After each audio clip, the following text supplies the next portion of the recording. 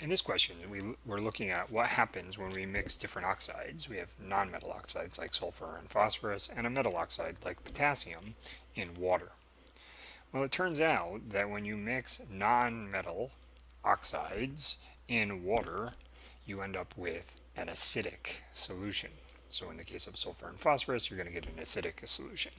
And when you mix metal oxides in water, you end up with a basic solution. And here's why. And this reaction is actually important for acid rain. When you burn coal which contains sulfur, you eventually form sulfur trioxide. When sulfur trioxide interacts with water, you can make sulfuric acid, which is an acid rain. So here you get H2SO4, sulfuric acid. However, sulfuric acid is a strong acid, so it will protonate the water, and what you end up with is H3O plus, aqueous, plus HSO4 minus, aqueous. In the case of the phosphorus, an oxygen compound interacting with water, you make phosphoric acid, H3PO4. This is not a strong acid, so it doesn't strongly break up into its ions in water. So we're just going to put H3PO4. For balancing purposes, we do need 4 of these. So there's 4 phosphoruses here. That'll give us our 4 phosphoruses.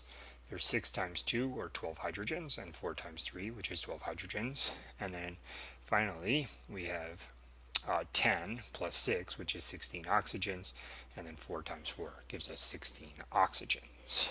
In the last case, we have a metal oxide. So the previous 2 cases, we had acids forming from non-metal oxides. Now we're going to form a base. The base we're going to form is KOH.